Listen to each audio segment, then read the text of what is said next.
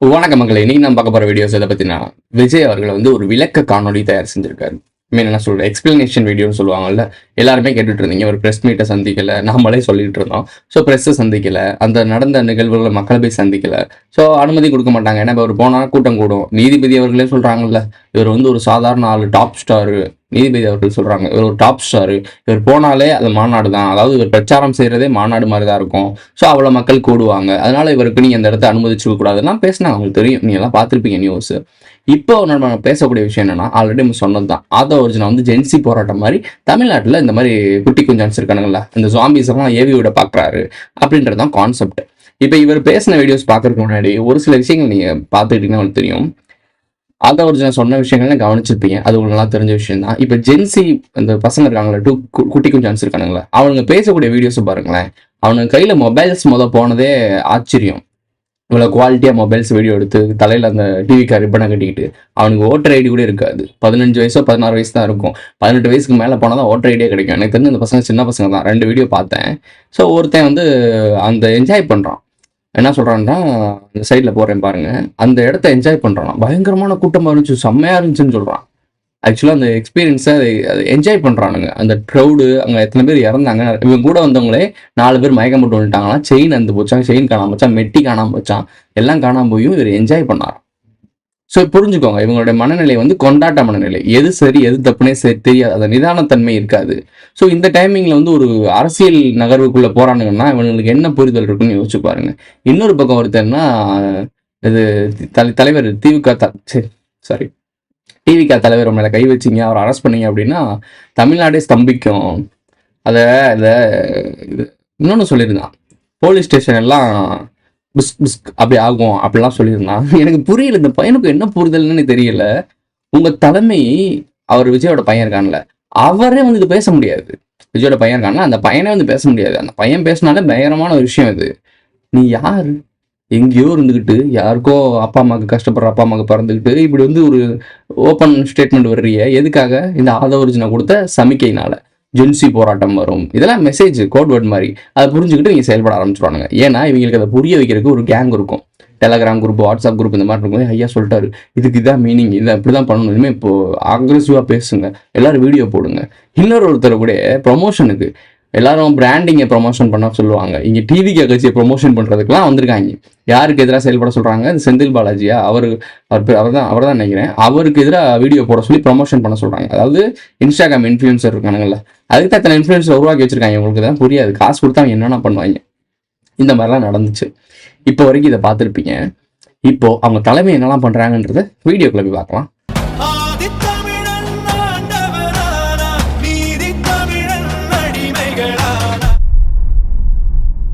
நீங்கள் அந்த லைட்டை ஆஃப் பண்ணி ஆன் பண்ண என்ன புத்தி அது நான் கேட்குறேன். தன்னை தானே ரசித்து கொள்ளக்கூடியது. இது கால் நார்சிஸ்ட் காம்ப்ளெக்ஸ். கிட்டத்தட்ட அப்படி தான் இருக்குது. என்னங்க இது? எப்படிங்க ஒரு அரசியல் கட்சி தலைவர் இப்படி பிஹேவ் பண்ண முடியும்? லைட்டை ஆஃப் பண்ணி ஆன் பண்ணுறது, ரசிக்கிறீங்க அந்த கூட்டத்தை. 8 மணி நேரம் சோறு தண்ணி இல்லாமல் நிற்கிறான், வெயிலில் நிற்கிறான். பாருங்க, எவனோ பின்னால் சதி பண்ணான், அந்த மந்திரி பண்ணான், எக்ஸ், இதெல்லாம் கதை அழகாதீங்க. இந்த மூத்த பத்திரிகையாளர் என்ன சொல்றாருன்னு கவனிச்சிங்களா? 40 ஆண்டுகள் பத்திரிகை துறையில் இருக்காரு. ஸோ இவர் சொல்றதை கவனிச்சிங்களா? நாசிஸ்ட்ன்ற மாதிரி வார்த்தை வருதா? இதை தானே உமாபதி வந்து பாலாவை சொன்னார்.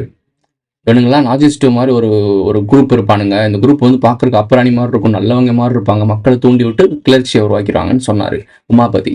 இது எல்லாமே கோயின்சிடன்ஸ் கிடையாது. இவங்க வந்து வேற ஏதோ பிளாட் பேசுறாங்க, இவங்க வேற ஏதோ பிளாட் பேசுறாங்க. இந்த வார்த்தைகள் வந்து திடீர்னு உதிச்சிச்சு அப்படிலாம் கிடையாது. புரிய வேண்டியவங்களுக்கு புரியணும், அதுக்காக அவங்க மெசேஜ் கடத்துறாங்க. இந்த வார்த்தையை வச்சு உமாபதி பேசின வீடியோ பார்த்தவங்களுக்கும் தெரியும். அந்த இன்னொருத்தர் மூத்த பத்திரிகையாளர், அவரும் பத்திரிகையாளர் தான். ஸோ அந்த பத்திரிகையாளர் சொன்னது என்ன? அந்த நாசிஸ்ட் மைண்ட் செட்டுன்னு சொல்லுவார். அந்த ஒரு வார்த்தை சொன்னார், ஃபுல்லானு தெரியல. அதே மைண்ட் செட் வார்த்தை தான் இவரும் விஜயை பற்றி சொல்றாரு. எதுக்குன்னா, காருக்குள்ள உட்காந்துக்கிட்டு, அந்த வேனுக்குள்ள உட்காந்துட்டு லைட் அமைத்தி லாண்டாரு. இது உண்மையிலேயே ஒரு தலைவர் பண்ண வேண்டிய விஷயமா? மக்களை பார்த்து நம்மளுக்காக வராங்க, அந்த சந்தோஷப்படுறது வேற. இவர் என்ஜாய் பண்ணுறாரு. சந்தோஷம் வேறு, என்ஜாய்மெண்ட் வேறு. என்ஜாய்மெண்ட்ன்றது டோபமைண்டு, சந்தோஷம்ன்றது மகிழ்ச்சி. அது வந்து அது நிம்மதி கொடுக்கும். சந்தோஷம்ன்றது மனிதனுக்கு நிம்மதியை கொடுக்கும். ஆனால் டோபமைண்டை சுருக்க வைக்கிறக்கூடிய என்ஜாய்மெண்ட்ன்றது வந்து திரும்ப செய்யணும்னு நினைக்கிறது. ஸோ ரோலர் கோஸ்டரில் போகிறோம்ல, அந்த மாதிரி அந்த விஷயங்களை அவர் என்ஜாய் பண்ணும் போது நீங்கள் நல்லா நோட் பண்ணி பார்த்தீங்கன்னா லைட் அமைதி சிரிச்சுட்டு இருக்காரு. அங்க அவனுங்க சாப்பிட தண்ணி இல்லாம காலைல இருந்து வெயிட் பண்ணிட்டு இருக்காங்க. இந்த லூசு பயலுக எதுக்கு கத்துறாங்க, ஏன் கத்துறாங்கன்னு தெரியாது. அவர் கிண்டல் பண்ணிக்கிருக்காப்புல லைட் அமத்தி அமத்தி. நீங்க நாய் மாதிரி ரோட்ல நின்னுட்டு இருக்கீங்கடா, அவர் ஏசி ரூம்ல உட்காந்து லைட்ல அமத்தி விளாண்டுட்டு இருக்காரு. இது சின்ன புரிதல் கூட இல்லாம அதையே கியூட்டுன்றாங்க. இவங்களை என்ன சொல்றது? சினிமா கூட்டம்லாம் இனிமேல் களை இறக்கப்படும் சொன்னோம். ஒரு 30,000 தான் சொல்ல முடியும். ஒரு 30,000 உள்ள இறங்கறதுக்கு இருக்கு. அது என்ன 30,000 அப்படின்றது எனக்கு தெரியல, தெரிஞ்சுக்கிட்டு சொல்றேன். ஸோ ஒரு 30,000 உள்ள இறங்குறதா இருக்கு. அது பல சினிமா கோமாளிகள் மூலியமா தான் இறக்கப்படும். அதுக்காக இந்த கோமாளி வெற்றிமாறன் வந்துட்டாப்ல, புரட்சி போராளி வந்துட்டாப்ல. வந்து என்ன பேசுறாருன்னு பாத்தீங்களா?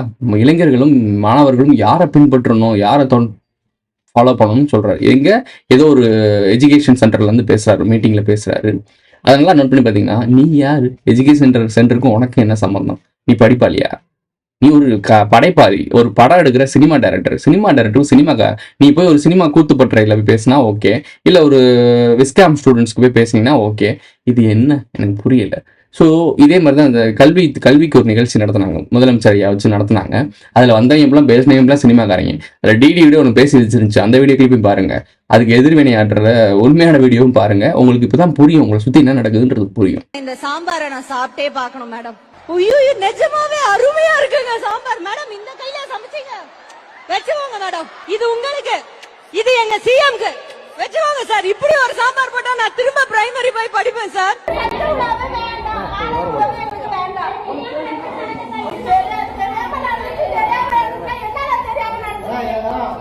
அடிக்கடி பூச்சிலாம் இருக்கு, நாங்க சொல்லியும் பார்த்துட்டோம். எங்க அப்பா அம்மா வந்து சொல்லி பார்த்துட்டாங்க.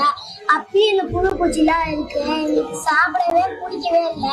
பார்த்துருப்பீங்க, உனக்கு ஒரு குஞ்சுமணிக்கு ஒரு உமா அப்படின்ற மாதிரி. சரி சரி, ஒரு ஜஸ்ட் சர்க்காசம் பண்ணலாம், தப்பு இல்லை. ஸோ அந்த மாதிரி பண்ணிட்டு இருக்காங்கனாக்கா, பண்ணதை பார்த்தீங்களா? உங்களுக்கு ஒரு உமா, அவருக்கு ஒரு உமா. சாப்பாடு சாம்பார் சாதம் இப்படி இருக்கு. போங்க சத்துணவு கூடத்துக்கு போங்க, டெய்லி ஃப்ரீயாக தான் கொடுக்குறாங்க. போய் பிளேட் வாங்கி குடும்பமே உட்காந்து சாப்பிடுங்க. யார் வேணாண்டா பேசலாம், இதையாவது பேசக்கூடாது. இவங்க சத்துணவு கூட பக்கம் எட்டி கூட பார்த்துருக்க மாட்டாங்க. இந்த டிடி இவங்க கூட்டம்லாம் முதல் கவர்மெண்ட் ஸ்கூல் பக்கமே எட்டி பார்த்துருக்க மாட்டாங்க. என்னத்த சொல்ல, இவங்க ஸ்கூல் படிச்சுட்டு இருக்கும் போதே விஜய் டிவியில் வந்தவங்க, இவங்களுக்கு எப்படி தெரியும் அதை பற்றிலாம்? சும்மா கொடுத்த ஸ்கிரிப்டை பேசிட்டு போகணும், வாங்கின பேமெண்ட்டுக்கு பேடிஎம் பெறப்பட்ட தொகை, அதுக்காக பேசிட்டு போக வேண்டியதுதான்.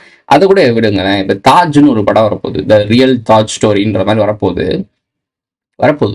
நான் முன்னாடியே சொல்லியிருக்கேன், தாஜ்மஹாலை ஒரு தாஜ்மஹால் அதுதான் கோட்வேர்டு.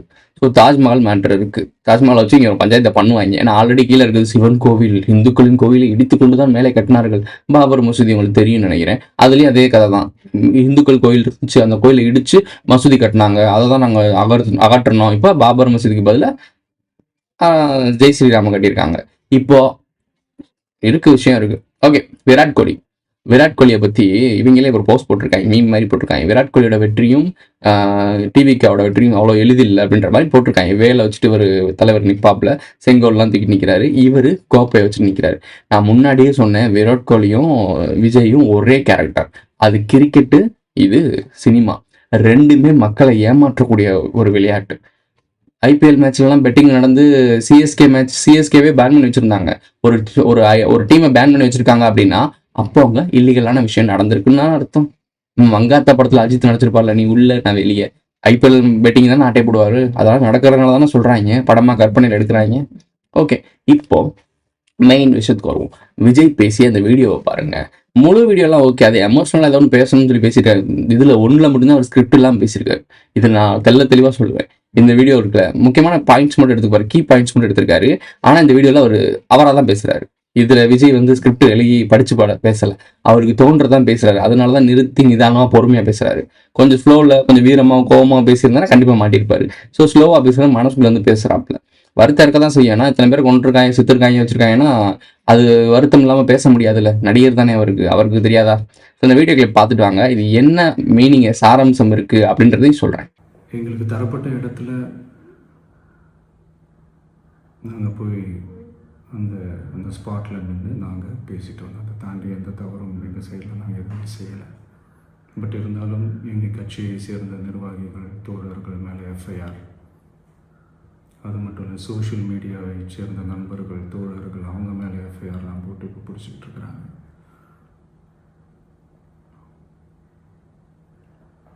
சிஎம் சார், உங்களுக்கு ஏதாவது இந்த பழி வாங்கணும் அப்படின்ற எண்ணம் ஏதாவது இருந்துச்சுன்னா என்ன வேணாலும் பண்ணுங்க, அவங்க மேலே கை வைக்காதீங்க. நான் ஒன்று வீட்டில் இருப்பேன், இல்லை நான் ஆஃபீஸில் இருப்பேன். என்ன வேணாலும் செய்யுங்க. நண்பர்களே, தோழர்களே, நம்மளுடைய அரசியல் பயணம் இன்னும் ஸ்ட்ராங்காக, இன்னும் தைரியத்தோட கண்டினியூ ஆகும். தேங்க்யூ. நல்லா பாத்தீங்கன்னா யார் இதுக்கு காரணமானவங்க அப்படிலாம் தெரியும்னு சொன்னோம். சிஎம் சார், உங்களுக்கு என் மேல பிரச்சனை இருந்தா, என் மேல கோவம் இருந்தா, என்ன தனிப்பட்ட முறையில் என்ன வேணா பண்ணிக்கோங்கன்னா என்ன பண்ணுவாங்க உங்களை? எனக்கு புரியல. நீ என்ன சமையல் அதாவது செய்யறதுக்கு என்ன வேணா பண்ணிக்க, என்னன்னு புரியல எனக்கு. இதான் சினிமா மைண்ட் செட்லயே இருக்காருங்க. உண்மையில இந்த சினிமா ஒரு டைலாக்ஸ் மைண்ட் செட்லயே இருக்காரு. என்ன வேணா பண்ணிக்கோங்க, என்னோட தோழர்களையும் இதையும் தொடாதீங்க. இதேதான் ஏதோ ஒரு ஆடியோ லான்ச் மீட்டிங்லயும் பேசுனீங்கன்னு நினைக்கிறேன். இதெல்லாம் மேடை பேச்சுக்கணும், ஓகேவா இருக்கும். இது ரியாலிட்டி. நீங்க என்ன பண்ணிருக்கணும், களத்துல இறங்கி இருக்கணும். மக்களை சினிமா படத்துல எல்லாம் பார்த்திருப்பீங்க, சர்க்கார் படத்துல எல்லாம் அடிபட்டவங்க எல்லாம் தூக்கிட்டு ஓடுவாரு. நான் படத்தெல்லாம் அப்படி பண்றீங்கல்ல, அதே மாதிரி ரியல் லைஃப்ல பண்ண பவுன்சர்ஸ் எதுக்கு வச்சு தெரியுவீங்க? தூக்கி இறங்கி என்னடா அப்படி ஆயிடுச்சுன்னு சொல்லி இறங்கி இருக்க வேண்டியதானே. சரி, நான் இறங்கலாம், பெரிய குரூட் ஆயிரும், இன்னும் பெரிய லெவல்ல பிரச்சனை ஆயிரும் அப்படின்னு கூட வச்சுக்கோம். ஆமா, அப்படி நடக்கிறதுக்கு வாய்ப்புகள் கொஞ்சம் பாசிபிலிட்டி இருக்கு. ஏன்னா இவங்க சுவாமி தானே. புரிதல் உள்ள கூட்டம்னா நம்ம தலைவர் உதவி செய்யறாரான்னு சொல்லிட்டு இவங்களும் உதவி செய்வாங்க, முதல்வன் படம் மாதிரி. ஆனா இவங்க அப்படி கிடையாது. தலைவர் உதவி செய்யறான்னு சொல்லிட்டு அது மேல ஏறிய வந்து இன்னொரு 4 பேரை படுக்க போட்டுருவாங்க. ஸோ அது டேஞ்சர் தான். ஸோ அதனால அவர் இறங்காது. ஓகே, ஒரு விதத்துல ஏத்துக்கலாம், இந்த சுவாமிஸ்னால ஏத்துக்கலாம். பட் இவர் என்ன பண்ணிருக்கணும், பிரஸ் மீட் அங்க போய் சென்னையில தான் இறங்கினாரு. அங்க கூட்டம் இல்லையே, வெறும் பிரஸ் மீடியா தானே இருந்துச்சு. மீடியாவில் நின்றுட்டு மன வருத்தத்தை அங்க சொல்லிருக்கலாம்ல. நீங்க உண்மையிலே நான் இதை எதிர்பார்க்கவே இல்லைங்க, இப்படி ஒரு இன்சிடென்ட்ஸ் நடந்துருச்சுங்க. ஜஸ்ட் இப்ப போய் வீடியோ போட்டு 3 நாள் உட்கார்ந்து மனப்பாடம் பண்ணீங்களா என்னன்னு தெரியல. 3 நாளுக்கு அப்புறம் வீடியோ போடுறதுக்கு நீங்க வாய் பேசுனீங்கல்ல, கள்ளக்குறிச்சியில கள்ளச்சாரத்துக்கு இறந்தவங்களுக்கு வந்து முதலமைச்சர் அவர்கள் 3 நாள் கழிச்சு வீடியோ போட்டாருன்னு சொல்லி ஆறுதல் தெரிவிச்சாருன்னு சொல்லி காசு அறிவிச்சாருன்னு சொல்லி நீங்க பேசுனீங்க. நீங்க என்ன பண்ணீங்க? 3 நாள் கழிச்சு அவராச்சும் பதவியில இருக்கவர், நீங்க சும்மா இருக்கவர், நீங்க தான் கூட்டியே போயிருக்கீங்க. இதுல மெயின் ஏ1 நீங்க தான். ஸோ அப்போ நீங்கள் அங்கே இருக்கும் போது நீங்கள் அந்த ப்ரெஸ் மீட்டில் சொல்லியிருக்கணும், அந்த இடத்துல நின்று பொறுமையாக பேசிட்டு போயிருக்கணும். பேசிட்டு போகாமல் வீட்டுக்கு போய் உட்காந்துட்டு நல்லா யோசிச்சு என்ன பேசலாம்னு நமக்கு எப்போ கட்டளை வருதோ நம்ம பேச முடியாதுல்ல. இவங்கெல்லாம் யாராலையும் ஈஸியாக சுயமாக முடிவெடுக்க முடியாது. அவங்களுக்கு கொடுக்குற மெசேஜை மட்டும்தான் அவங்க பண்ணணும். இன்னைக்கு போய் இப்படி நில்லு, இந்த பேப்பரை படி, இன்னைக்கு போய் நாளைக்கு போய் அங்கே போய் ப்ரெஸ் மீட்டை மீட் பண்ணு அப்படின்னு அவங்க சொன்னாதான் இவங்க கேட்பாங்க. இல்லைன்னா கேட்க முடியாது, சுயமாக முடிவெடுக்க முடியாது. அதனால நிற்காம ஓட்டாப்ல ரைட்டு. இதான் விஷயம். அந்த விஜய் பேசணும், நல்லா கவனிச்சிங்களா? என்ன வேணா பண்ணுங்க, என்ன வேணா பண்ணிருங்க. முன்னாடி நான் என்ன சொன்னேன், ஒரு குட்டிக்கு சான்ஸ் விஜய் மேல கை வச்சிங்க, அரெஸ்ட் பண்ணீங்கன்னா அப்படி ஆயிரும் இப்படி ஆயிரும், எங்க தலைவனுக்காக நான் அப்படி பண்ணிட்டோம். மெர்சல் படம் பாத்தியா? மெர்சல் படத்துல அவர் விஜய் அரெஸ்ட் பண்ணும்போது ஒரு சில கூட்டம் என்னவோ ஒரு மாதிரி பண்ணுச்சுல, அந்த வீடியோ கிளிப் நான் நேற்று போட்டிருப்பேன். ஸோ பார்த்துருப்பீங்கல்ல, இது மாதிரி நடக்கும்.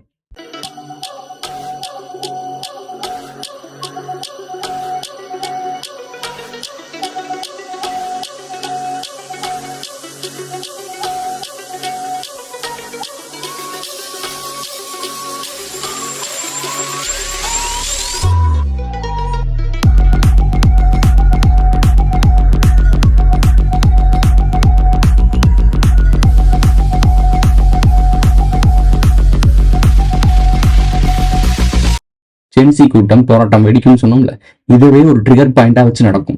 அதுக்கு தான் ஆதவர்ஜா மெசேஜ் கொடுத்துருக்காப்ல. இது எல்லாமே உங்களுக்கு ஒரு பொலிட்டிக்கல் டிராமா, உங்களுக்கு புரியாது. இதெல்லாம் சத்தியமா நான் நல்லா யோசிச்சு பார்த்தேன். என்னடா அவ்வளவு தெளிவா சொல்றேன், ஏன்டா புரியலன்னா உண்மையிலே புரியாது. மனிதர்கள் அப்படிதான் வளர்க்கப்பட்டிருக்காங்க. இன்னமும் அந்த புரிதல் உண்மையான உலகத்துக்குள்ள மனிதர்கள் வரல. ஸோ அதனால அவங்களுக்கு வர சொல்லி தப்பு இல்லை. நார்த் இந்தியாவில் இந்த தசரா விழா நடக்குது. இல்லை, தசரா விழா பத்தி நான் அடுத்த ஒரு வீடியோ போடுறேன், இது ரொம்ப முக்கியமான வீடியோ. ஸோ இந்த தசரா விழாவில் வந்து ஒரு பெண்மணி வந்து பேசியிருக்காங்க. இவங்க ஆல்ரெடி சர்ச்சைக்குரிய பேச்சு பேசுவாங்களாம். கோயில்களுக்கு வெளியே கடை போடுறாங்க, அதுல இந்துக்கள் அல்லாதவர்கள் போடக்கூடாதான். அப்படி இருந்தால் ஏறி மீதி அடிச்சு ஓத அப்படின்றாங்க ஹிந்துத்துவ சம்பந்தப்பட்ட ஆட்கள். எனக்கு புரியல, இப்பெல்லாம் பேசுறாங்களா ஓப்பனாவே?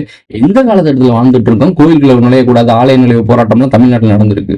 ஸோ இது நார்த் இந்தியாவில் பார்த்தீங்கன்னா இவங்க இன்னுமே இதே மைண்ட் செட்டில் வாழ்ந்துட்டு இருக்காங்க. அவங்க இப்ப எந்த கற்காலத்துல வாழ்ந்துட்டு இருக்காங்கன்னு யோசிச்சு பாருங்க. பார்த்தோம் நிறைய விஷயம். 2008லயே ஒரு சில விஷயம் நடந்திருக்கு. 2008 நோட் த பாயிண்ட். நான் என்ன சொன்னேன், 2029 முள்ளிவாய்க்கால் நினைவு வச்சுக்கோன்னு சொன்னேன். ஸோ இப்போ 2008 இந்த அம்மா வந்து இந்த மாதிரி விஷயங்கள் ஒரு விஷயம் நடந்திருக்கு.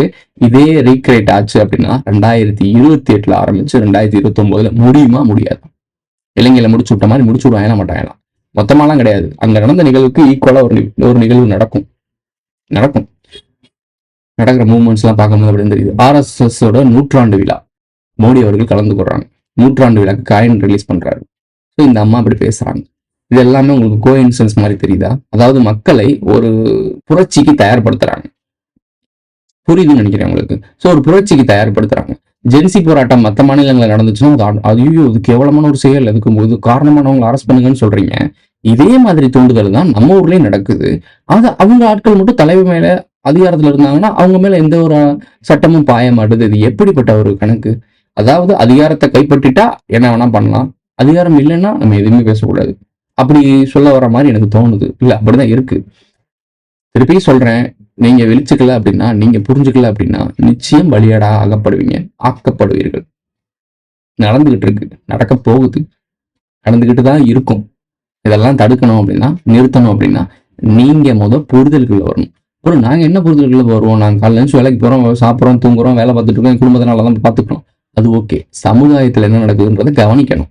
அதுல என்ன, ஏன்னா நம்மளும் இந்த சமுதாயத்துல வாழ்ந்துட்டு இருக்கோம். இந்த விஷயங்கள்லாம் புரிஞ்சுக்கல அப்படின்னா சுத்தி நடக்கிற பெரிய விஷயங்களை புரிஞ்சுக்க வேணாம். உங்க ஏரியால உங்களை சுத்தி நடக்கிற சின்ன விஷயங்களை புரிஞ்சுக்கிட்டாலே போதும். உங்களை நோக்கி வரக்கூடிய பிரச்சனை என்னன்றது கணிக்க முடியும். வருமுன் காப்போம்னு ஒரு டேர்ம் இருக்கு. சோ இப்படி ஒரு விஷயம் நடக்குது அப்படின்னா, ஏதோ ஒரு இந்த கூட்டம் நெரிசல் இருக்குல்ல, 41 பேர் இறக்க போறாங்கன்னு சொல்றாங்க. அடுத்த வீடியோ சொல்றேன். 41 பேர் இறந்துருக்காங்க. இப்போ ஓரளவுக்கு புரிதல் இருந்துச்சு, ஒரு அவேர்னஸ் இருந்துச்சுன்னா இதெல்லாம் வேணாம், இதுல குழந்தைய தூக்கிட்டு போறது வேணாம், ஒரு ரசிகர் கூட்டவங்க எல்லாம் தேட்டருக்கே பால விஷயம் போடுறவங்க, ஃபர்ஸ்ட் டே ஃபர்ஸ்ட் ஷோக்கு நைட்டு போய் தூங்கி கிடப்பாங்க, மாநாடு நடத்துறதுக்கு 2 நாள் முன்னாடி அங்க படுத்து அங்கேயே வளாகத்திலே படுத்து கிடக்காவீங்க, தண்ணி இல்லைன்னு சொல்லிட்டு கழிவறைக்கு வைத்திருந்த தண்ணியை குடிச்சவங்க, இவங்களை நம்பி இந்த கூட்டத்துக்கு நம்ம பிள்ளைய தூக்கிட்டு போலாமா, இல்ல இவங்களை நம்பி நம்ம அங்க போலாமா அப்படின்ற ஒரு புரிதல் இருக்கணும்ல. இது பேசிக் தானே. அதாவது அது ஒரு மேனஸ் சொல்லுவாங்க, டேபிள் மேனஸ் சொல்லுவாங்க. சாப்பிடும் போது சோற கீழே சிந்தக்கூடாதுன்னு சொல்லி கொடுத்தாங்கல்ல, அந்த மாதிரி சபை நாகரிகம்னு ஒண்ணு இருக்குல்ல. அப்ப அந்த இடத்துக்கு போகும்போது என்னென்னலாம் பண்ணணும், போகலாமா அப்படின்றது கூட திங்க் பண்ணாத அளவுக்கு நீங்க முட்டாளா? அதான் என் கேள்வி. சோ இது கூட உங்களுக்கு புரியல அப்படின்னா, இதுக்கு மேல நடக்கக்கூடிய அரசியல் நிகழ்வுகள், இதுக்கு மேல நடக்கிற ஸ்பிரிச்சுவல் சம்பந்தப்பட்ட விஷயங்கள் எப்படி புரியும்? நாங்க சொல்ற வீடியோல எப்படி புரியும்? புரியாது. அதனாலதான் சொல்றேன், மக்கள் பாவம். அவங்க அவேர்னஸ் ஆகணும், விழிப்புணர்வு அடையணும். முடிஞ்ச அளவுக்கு நம்ம சொல்லிக்கிட்டு இருப்போம். கேட்கிறவங்க அதுல கேட்கட்டும். தகுதி உள்ளவை தப்பி பிழைக்கும். அது வலிமையும் இல்லை, இன்டெலிஜென்ஸ் இருந்தாலே போதும். வலிமை உள்ளதான் தப்பி பிழைக்கும் தான் சொல்லி தப்பா சொல்லியிருக்காங்க. வலிமை உடல்ல இருக்க தேவையில்ல, மனதுல இருந்தாலே போதும், அதுவும் வலிமை தான். சோ தகுதி உள்ளவை தப்பி பிழைக்கும். தகுதியை வளர்த்துக்காங்க, அப்பதான் தப்பிக்க முடியும். வெளிச்சுக்க பொழைச்சுக்க. அடுத்த ஒரு நல்ல வீடியோல சந்திக்கலாம். இந்த வீடியோ முடிஞ்சிருச்சு. இந்த வீடியோ பிடிச்சிருச்சுன்னா லைக் பண்ணுங்க, கமெண்ட் பண்ணுங்க, சப்ஸ்கிரைப் பண்ணுங்க, மறக்காம பெல் ஐக்கான ஆல்ல போட்டு இந்த வீடியோவை உங்க ஃப்ரெண்ட்ஸ்க்குலாம் ஷேர் பண்ணுங்க. உங்களுடைய கருத்துக்களை கமெண்ட்ல பதிவு செஞ்சுட்டு போங்க. சேனல்ல மெம்பர்ஸா ஆட் ஆகணும்னு நினைக்கிறீங்கன்னா ஜாயின்ற பட்டனை போட்டுவிடுங்க. சூப்பர் தேங்க்ஸ், சூப்பர் சாட்லாம் பண்ணணும்னு நினைக்கிறீங்கன்னா எஸ்ன்ற சிம்பல் தட்டி விடுங்க.